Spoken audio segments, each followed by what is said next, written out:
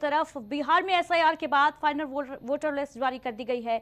दरअसल एसआईआर यानी विशेष गहन पुनरीक्षण की प्रक्रिया पूरी होने के बाद निर्वाचन आयोग ने अंतिम निर्वाचक सूची जारी कर दी है। कोई भी मतदाता सूची में अपना नाम का विवरण देख सकता है। 22 साल बाद हुए इस अभियान में चुनाव आयोग की तरफ से सूची को पारदर्शी बनाने का दावा किया गया, लेकिन विपक्ष इसे वोट चोरी का हथियार बता रहा है। इंडिया गठबंधन ने एसआईआर को एनडीए की साजिश करार दिया है। इसके साथ ही दावा किया कि इससे करोड़ों मतदाता बाहर हो जाएंगे। जहां तेजस्वी यादव और राहुल गांधी की जोड़ी ने वोट अधिकार यात्रा निकालकर इसे लोकतंत्र की हत्या करार दिया था, तो वहीं अब बीजेपी और उसके सहयोगी दल एसआईआर को लोकतांत्रिक बताकर विपक्ष पर निशाना साध रहे हैं।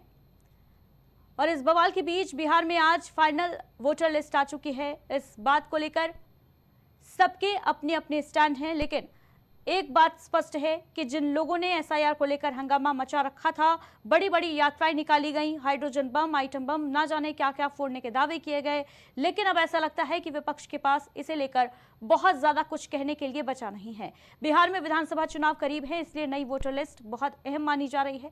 एसआईआर प्रक्रिया के तहत नए मतदाताओं के नाम जोड़े गए हैं, मृतकों और डुप्लीकेट प्रविष्टियों को हटाया गया है और इसके साथ ही जिन मतदाताओं ने अपना स्थानांतरण यानी ट्रांसफर करवाया था, उनके एड्रेस अपडेट किए गए हैं। इस एसआईआर की प्रक्रिया में किस तरीके की कार्रवाई की गई है, ग्राफिक्स के जरिए आपको बताते हैं।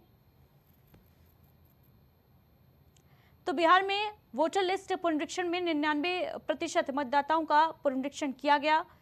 बताते चले, इसमें 21 लाख से अधिक मतदाता मृत पाए गए। 31.5 लाख मतदाता स्थायी रूप से स्थानांतरित हो गए हैं, ये जानकारी सामने आई। 7 लाख मतदाता एक से अधिक स्थानों पर रजिस्टर्ड पाए गए। 1 लाख वोटरों का कोई पता नहीं चल पाया इस एसआईआर की प्रक्रिया के दौरान और 7.5 लाख के करीब मतदाताओं के फॉर्म मिले।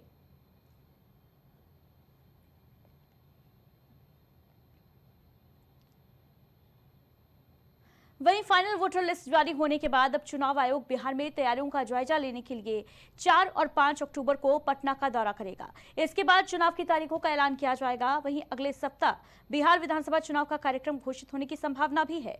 संभावना है कि पहले चरण का मतदान दिवाली और छठ महापर्व के बाद अक्टूबर महीने के अंत में या फिर नवंबर के पहले सप्ताह में हो सकता है।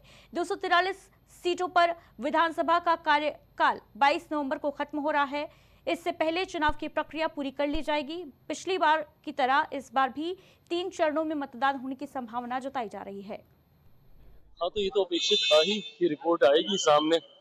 अब रिपोर्ट आने के बाद कौन कितनी उस पर विपक्ष राजनीति करता है, अब ये देखना होगा।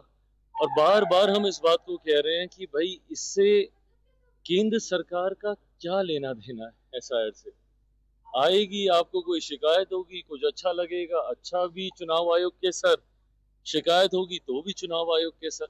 बट हाँ, ये अपेक्षित थी, आज आएगी, देखते हैं उसमें क्या रहता है।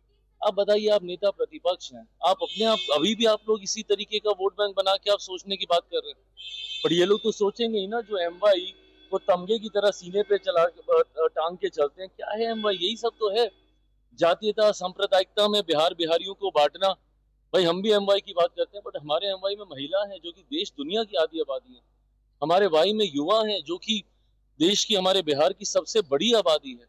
ऐसे में जब ऐसे लोग भी और यंगस्टर्स से भी अगर हम लोग यही उम्मीद करें कि भैया वो भी जाति में बांटकर वोट बैंक की बात करेंगे, तो पिछले 50 साल जैसे बिहार के गए, अगले 50 साल फिर ऐसे ही जाएंगे।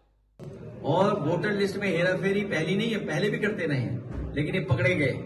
हम लोगों ने 18,000 वोट वो निकाले थे एफिडेविट के साथ, जो कभी इन्होंने डिलीट किए थे, जो वोट डाल नहीं पाए, जो खासकर उसमें समाजवादी पार्टी के पीडीए परिवार के लोग वोटर थे, उनके इन्होंने वोट डिलीट किए थे। हम लोगों ने एफिडेविट लगवा करके शिकायत की।